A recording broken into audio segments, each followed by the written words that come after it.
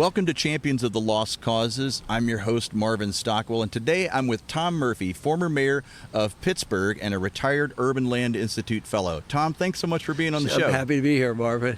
So on this show, we talk about why people champion causes, what sustains them, and what helps them succeed.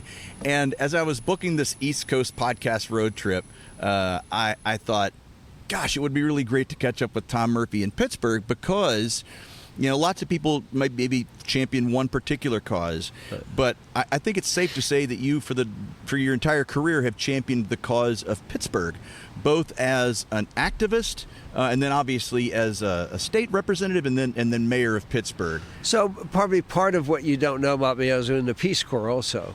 Okay. And that changed my life because I started my undergraduate degrees biology and chemistry, and I worked for Alcoa, a large corporation, in chemical research. And my wife and I decided to go to the Peace Corps, and we went to a very remote village in Paraguay, and we fell in love with what it means to build a community, be part of building a community. This was a new town the Paraguayan government was creating way up in the jungle on the Paraguay River. And so I completely changed my life, came back and got a master's degree in urban studies, and I came back to Pittsburgh to run a neighborhood group, and here on the north side where we're sitting, and where we've lived now for 50-some years, and the idea always of what it means to build a community, of how you get people together to work on something.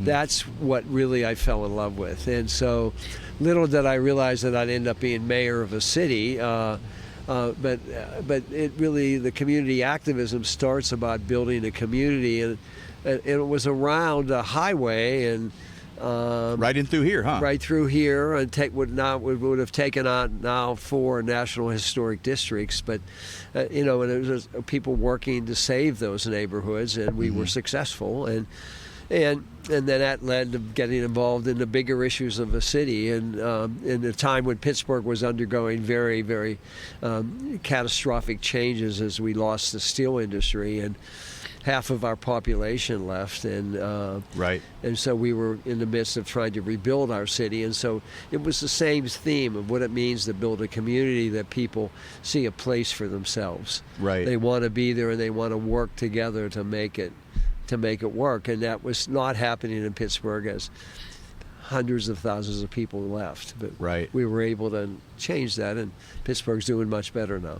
I had missed the Paraguay chapter on your life, but that's interesting how you went away and really saw how that worked in a different setting entirely, and then you came back to Pittsburgh. It's a different setting completely, but sure. It's the personalities are different, but it's the idea that how people share a common vision and work together to make it happen, and it might seem, and in some cases it's in the face of real opposition. And in my case, when my wife and I went to the Peace Corps, we were a little older, we were married, which was unusual for Peace Corps volunteers at the time, and we were sent to a very remote village. It was a new town being created. We got involved in organizing people to build a school and a health center, and the idea of how do you get people to buy into being part of something, that really intrigued me. And that was kind of the core aha. Right. And that's what you've done. That changed my life. I mean, it really was the aha moment that changed my life, that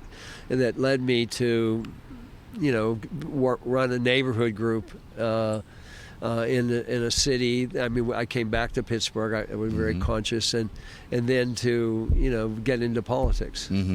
Now, so you come back here, you start running this neighborhood group. How long was it before you ran into this build the highway threat? Well, it was always there. I was running a neighborhood group. And we were dealing with big racial issues. There was a lot of redlining going on in this neighborhood at the time. For your listeners, redlining was a time when banks would literally redline neighborhoods and say, we don't want to lend there anymore because, it's changing racially maybe, or the houses aren't really in good shape. And so it's become a self-predicting prophecy that the neighborhood is going to decline because because Right. people aren't investing there. And you've had it in Memphis. Every city in right. America had it, right? Yeah. Some of it still goes on. And so Sure. we were involved with that. And then the highway was always there, but it was becoming real because they were looking at funding for it, and they were beginning to want to build this section. And so there's a part we call the East Street Valley that was already being built. It caused the removal of almost 3,000 families. And back then, the highways in the 60s and 70s were thought of as ways to clear out bad housing. Yeah. Right? So a group of us would start to meet every week, plotting how to change the thinking of the political establishment, and that in this case you had the political establishment, Right. And we finally came to the conclusion one of us needed to be in politics, and that was me. Did you see that right away, or did your friends have to be like, Tom, it's you? No, I mean I would tell a story that we had toothpicks, and I drew the short toothpick, and true, and so I ran against an incumbent legislator and ended up winning, and so that's how I got involved in politics, was around issues that were going to really destroy this sense of community. Okay, Sure. As a highway, you've seen it in Memphis, where highways, back in the 60s, they put them right through the middle of a neighborhood. Thankfully, in Memphis, some people stepped up and stopped Interstate 40 from being built straight through Overton Park. In terms of people championing causes, it looms large, right? It's probably the biggest kind of cause in Memphis, apart from, say, St. Jude Children's Research Hospital. Yeah, so that it was, that it was going on all over America. That's right. It was, every city has their stories, and I've seen a lot of where highways have really destroyed neighborhoods. They've never recovered from the highway. And so, and there's lots of talk now at the federal level about trying to knit some of those together. But so that starts the whole, the lost cause of a group of neighborhood people trying to stop a highway. Right. Now, so you get into politics, and Pittsburgh is in decline. What were the first few things that you thought, these are some broad sweeping policies, or some guidelines, or how did you approach being mayor? So I had been in the legislature for a number of years, and so had an opportunity to get involved in a lot of issues. And so just to paint for your listeners a picture of Pittsburgh, between 1970 and 1990, Pittsburgh lost half of its population. Wow. So we went from a city of 600,000 to a city of 300,000. Literally, and the people were leaving were a lot of young people. So we became, other than Miami, we became the second oldest city in America. Wow. Because people didn't see a future here. And so I lived in this neighborhood where I represented on the north side of Pittsburgh. Was a neighborhood, a working class neighborhood that was getting hit.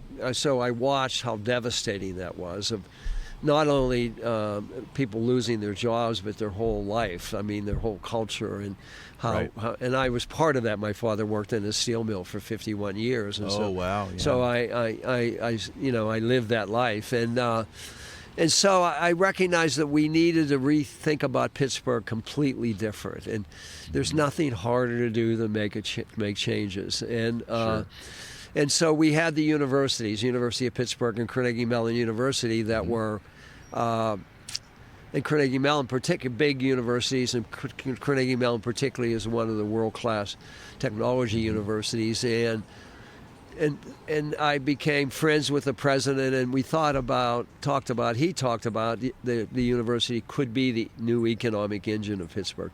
And that back in the 80s was really sort of not what people thought about much, about universities being economic drivers. And so as a legislator, I worked to build sort of the infrastructure that would help from like the availability of venture capital and stuff like that. But and also we worked about, and then when I became mayor, the thought that all shaped that we really needed to rethink Pittsburgh.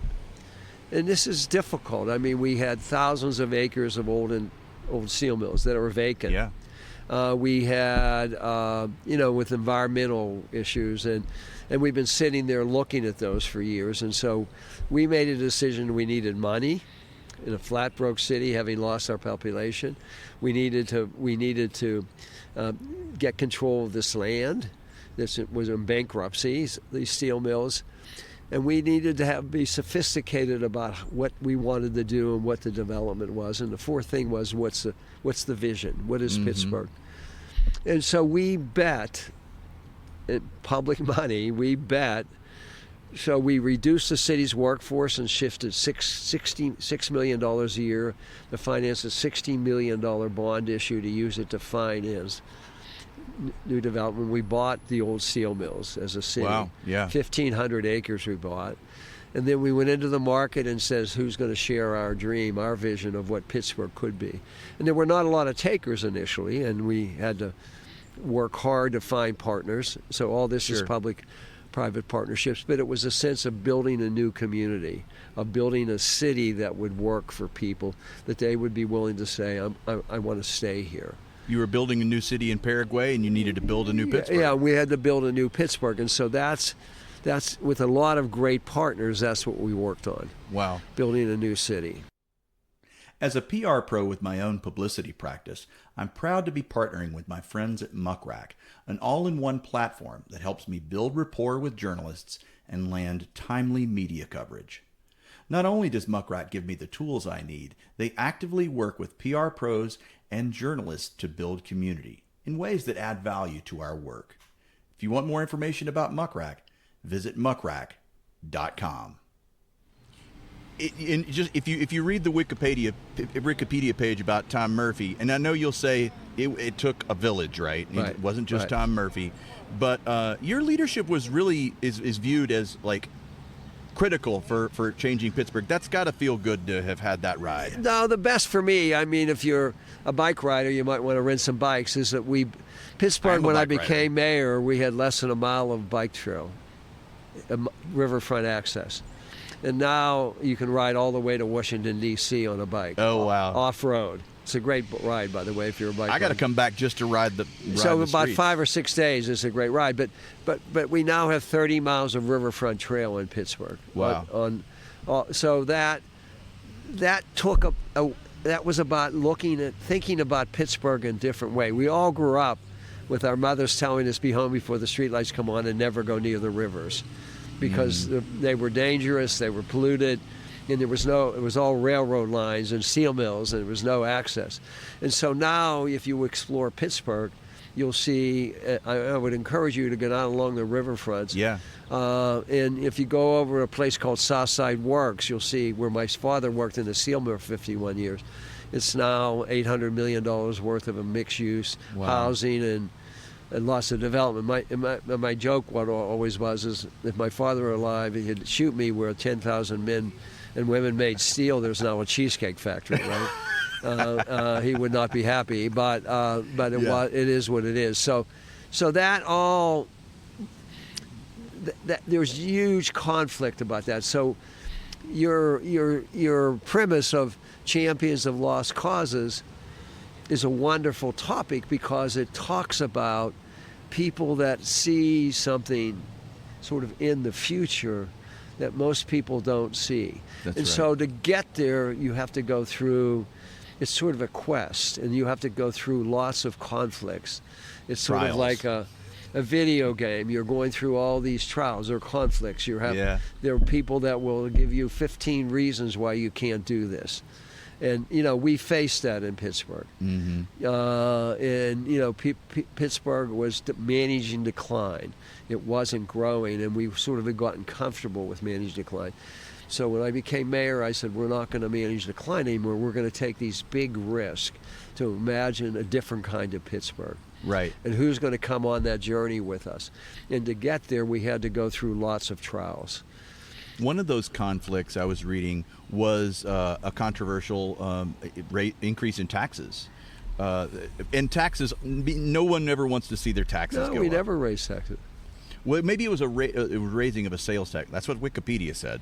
When we did, we raised the sales tax, but we put the money in, which is, we raised the sales tax, not just in the city, the county. I see. But we put half of it reduced taxes, and the other half we put into a regional asset district. Oh, right. So it's not going into the city's coffers. So Pittsburgh has a great zoo, wonderful parks. We're sitting in one. Yeah. As the county and the city both do.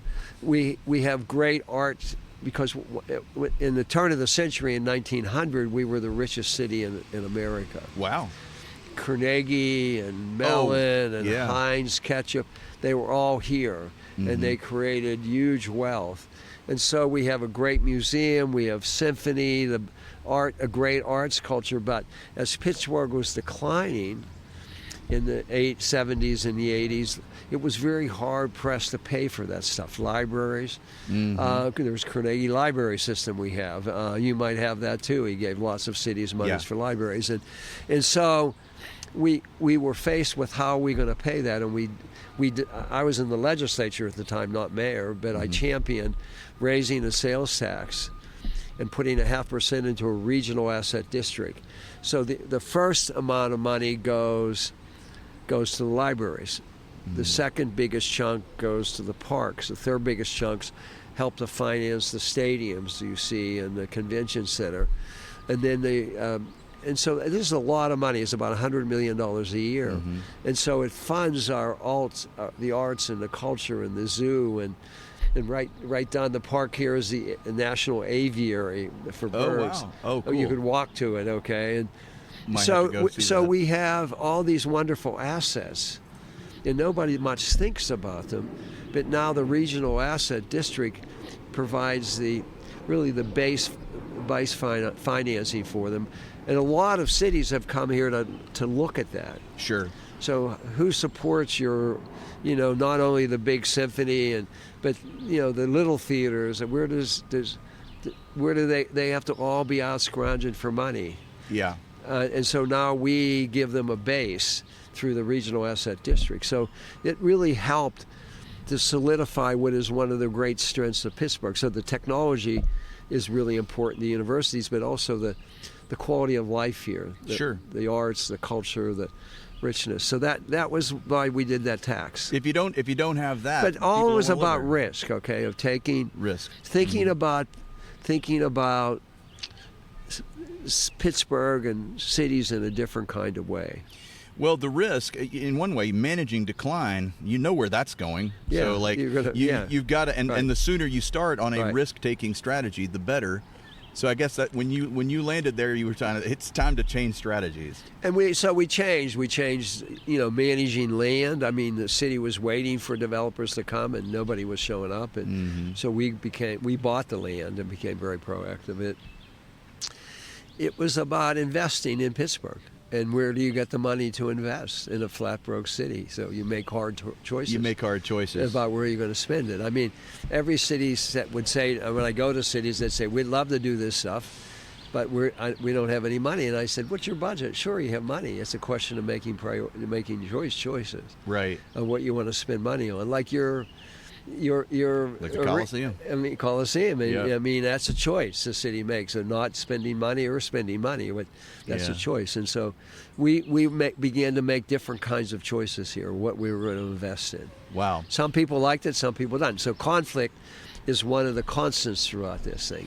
But I think you've been proven largely right. I mean, I've been rehabilitated, right? Back when I was doing it, it wasn't always right.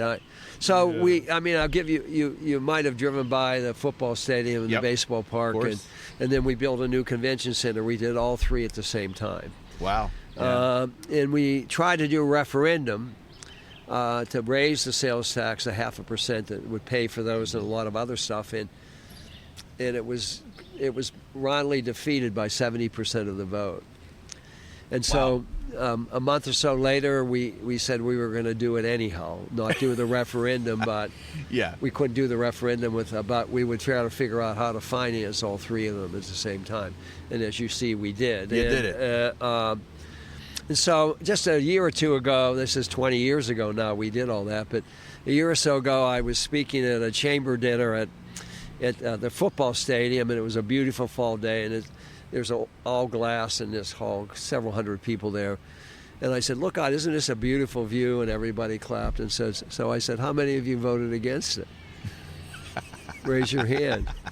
and everybody laughed and nobody raised their hand. I said, so 70% of you were lying. You didn't want this, right? That's gotta be right. You gotta relish that, right?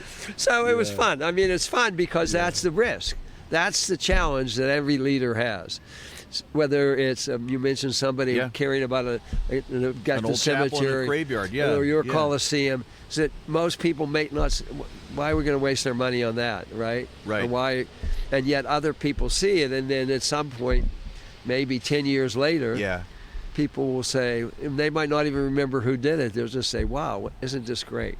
No, once the thing's done, everybody enjoys it, and it's like, oh, of course, that's always been there. Right. But they don't understand how it happened, and the conflict, and the vision that it took to make it happen. Right. You have to. There's always that voice of the pessimist and the doubter within yourself and without. That you kind of have to. But our higher aspirational selves say, no, gosh, there's this better thing that we need to go do, and it's a force that you can't. You almost kind of can't withstand, or I don't know, you can't not do it in a lot of ways. Well, I mean, you have to be willing to risk a lot, and so in my view, leaders today, that I think of them as needing 3 attributes. They need to be nimble, they need to be curious, and they need to have an appetite for risk. Curious because they need to look around and see what's working and what's not, and and be inspired by what other people have done. And nimble means they got to move quickly. They can't stop. They got to keep moving. And the third is you're going to make any big changes, there's going to be risk involved, and you got to do something about it. Right. So so you did a lot as mayor, and we could probably fill 2 podcast episodes with just your mayoral period. But when you and I met was when you in your Urban Land Institute period, and it's in reading the about you, you did this in countless cities, but I met you in Memphis in 2015 when you led a ULI panel to advise on Memphis's Fairgrounds. Talk a little bit about how you applied everything you learned as mayor and as in the state government to help other cities act similarly. When I left when I was leaving in mayor, I left at the beginning of 2006 as mayor. My term was up. I hadn't run again for office, and I don't know that I would have won, given what we were just talking about. It was too soon, and people were tired out in Pittsburgh of my fighting with people to get stuff done, right? And so now, 10 years later, maybe I'd run again and win. I'm not going to ever run again,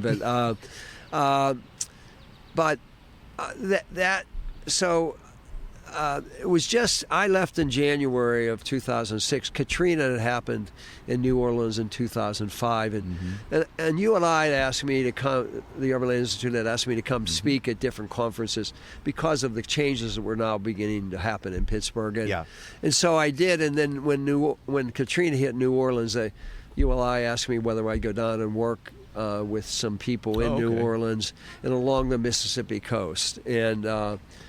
And I did that for about a year and a half as sort of a consultant for ULI, and work with, the cities all along the Gulf Coast and Mississippi particularly, and New Orleans, and work primarily with. What I learned in New Orleans was it was really very interesting. That New Orleans and Mississippi. New Orleans had a Democratic mayor, and he ended up going to jail for 20 years, and really didn't provide any kind of significant leadership. And so people in New Orleans were waiting for the government to lead, and they didn't. And so what you had remarkably in New Orleans is neighborhood groups and churches rise up and decide, we're not waiting, we're going to do. And there were some national foundations that have provided money. And so you ended up with this really, I think New Orleans came back as well as it did because of really a spontaneous grassroots movement.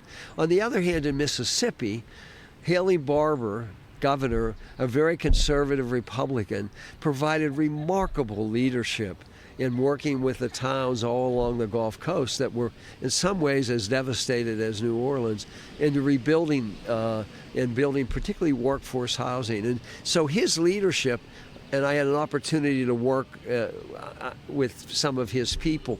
His leadership was really remarkable. Of all that I saw, and I still am. I was just in New Orleans a month ago. I'm still doing a little bit of work there and still stay in touch with people. So it was really interesting. And then ULI asked me whether I would then become sort of a senior fellow at ULI and work with other cities. We're all across the world, really. So I ended up having this great job. I would go to cities, and I love what cities could be, the potential of cities, if you know what I mean.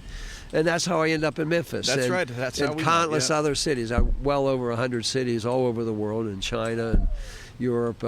And you can see the potential. And what you always so often see is that the leadership is not willing to take the risk, right? No, that's right. It's interesting. The longer I do this podcast, I see similarities across different types of causes, but willingness to endure the long, slow slog is a common trait of people who champion causes. But I see other signposts, if you will, along the champion's journey. So, and that's the reason I did the podcast, is because I didn't want my book to be based only on my own experience. But the more I interview other people who champion causes, I see these common traits. Ability to take risk is one of them. Ability to kind of see the future and not listen to the kind of the doubters is another one. But as you were talking, I was realizing you had all these lessons learned. There are unique challenges to any cities, but lots of cities have the same problems. They're the same issues. Well, more so now, after the pandemic.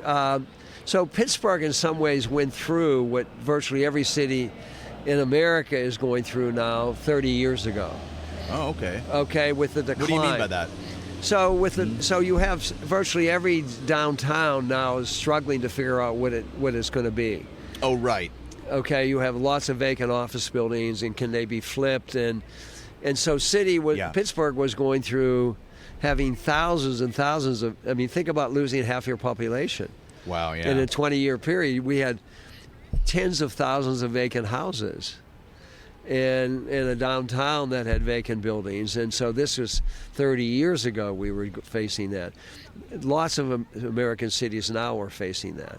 Right. Of what to do, and how do you build partnerships? How do you help with the financing to make it work? Because for me to take an old office building and flip it to a house, I probably can't pay for that my own or finance it and make it work financially. So what's the common interest that you come together? And that's the key, is trying to figure out that common interest so that you can build good partnerships.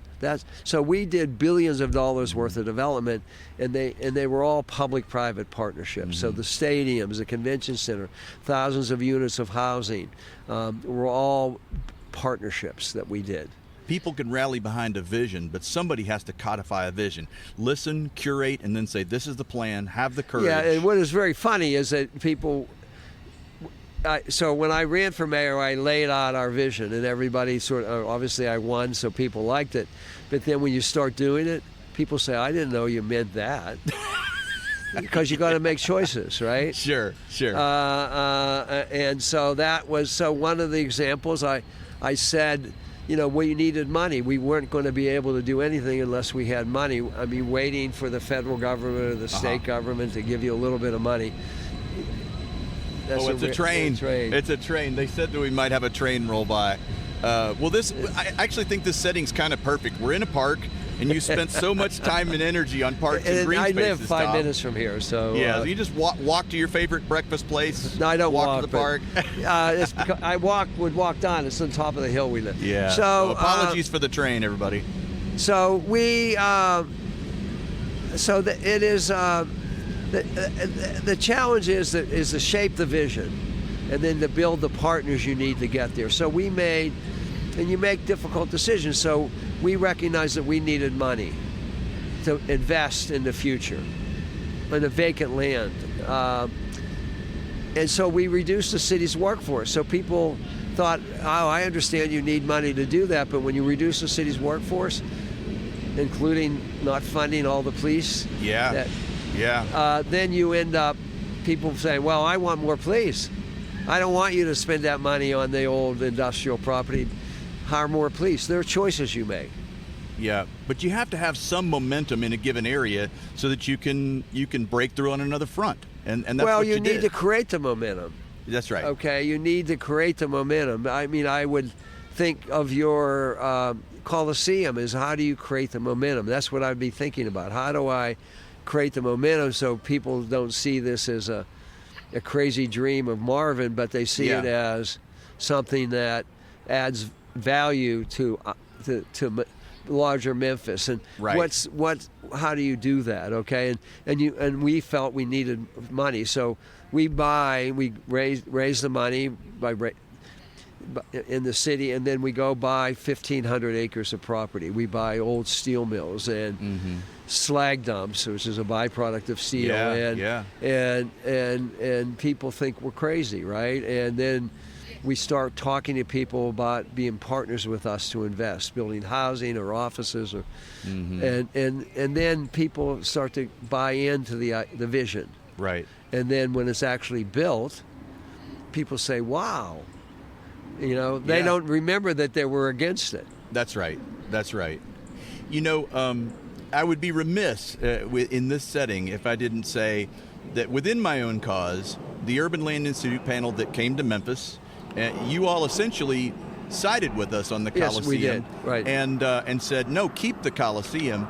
And as you were leaving, you had to catch a flight, and you stopped by, and I was standing in the back, and you said, keep fighting for that building and let me know if there's anything I can do to help. Right. And I remember the next day, you know, A1 above the fold in the commercial appeal, you know, Fairgrounds shakeup. It was a real pivotal moment. So thank you for coming to Memphis and doing that work. Well, but that's what I try to do in Pittsburgh.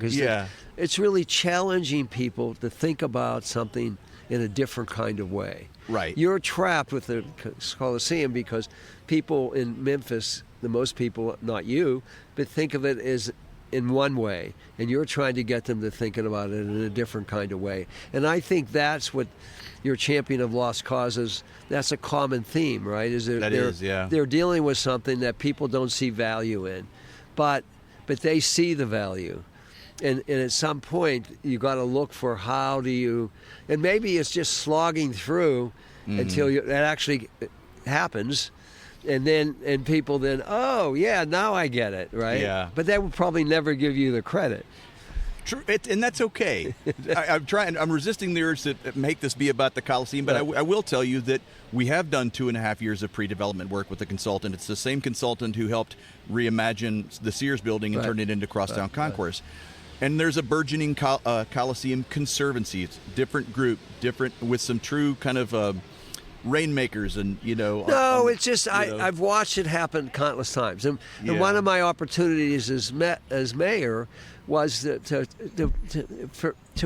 meet lots of people. I love the phrase, the champions of lost, people that had those dreams, and as mayor, you had the capacity to make them happen, right? That's what I loved. Part of what I loved about being mayor. There were lots of other things that were fun, and there were some things that were not fun.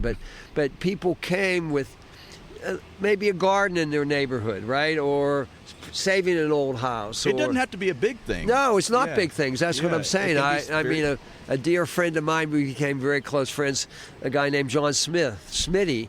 You know, his dream was to do a senior citizen high-rise with his church, next to his church. You know, he had no idea how a senior citizen high-rise, but he was compelled for his parishioners could happen. Yeah. But we were able to make it happen. It's a Ukrainian Catholic church, and they have Shapinsky Arms right next to their church, where their older parishioners and neighborhood people can live. Right, incredible. And he made it happen. He championed the cause. I was able to help. Get the road paved a little smoother, but so I watch people do that, and that's part when you have power as you do when you're mayor, is to be able to make those kind of things happen. Right. Sounds like you've made things happen since you left, and I know you're on a tight schedule this morning. I gotta go. But in wrapping up, what's in the offing for Tom Murphy here? And I know right before there's a book being written about your life. Yeah, I'm going to be 80 years old in a month. I mean, that's surprising. You're in good shape for 80. I still run, and I still work. I do a lot of carpentry and stuff like that. So But I'm still involved with some cities. I was in New Orleans a month ago working with a group about improving municipal services in New Orleans, and have done some other work. And so I still love cities. I want to see cities succeed, big or small.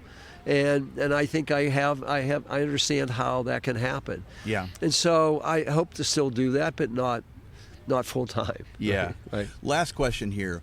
What is it about human beings that we feel compelled to champion causes? Because the metrics of reward and achievement that we are told to value, the accrual of money, don't always apply. Right. So what is it you think that's foundational to human beings? Why do we do this? Why do we bust our hump to do these things? It's a great question, and I don't know that we will answer it in a few minutes, but I think it's if you look at human history, people are all compelled to do things. I think they see value in something, and I think they become even more stubborn about it when people don't share their enthusiasm about something. They're going to prove to people and to themselves that this is worth doing. And so I've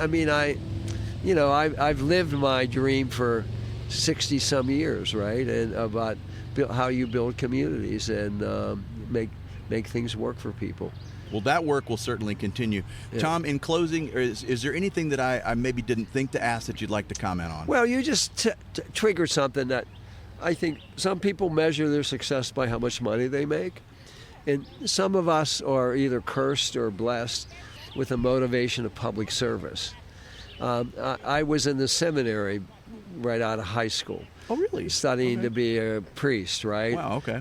And what do you know when you're getting out of high school, what you want to do? And I don't, some people, it's like a curse and a blessing. Some people know exactly what they want to do. They want to be an architect, or they want to be a plumber, or they want to go make money and work in a business.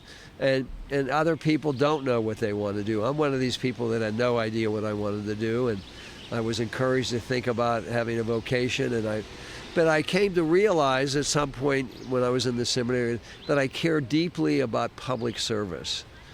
Not so much people's souls as their well-being, about how they lead a good life. And so that began to shape my life. And I think people are bitten with that interest in public service. Yeah. And some people, and I've seen very successful business people who then later in life get bitten with that public service, realize that they've enjoyed being a successful business person, but they really like being able to do things to help people. Yeah. Help people have a better life. Wow. And I think that's like, I think your champion of lost causes is a part about people that see an opportunity for people to have a better life. That's true.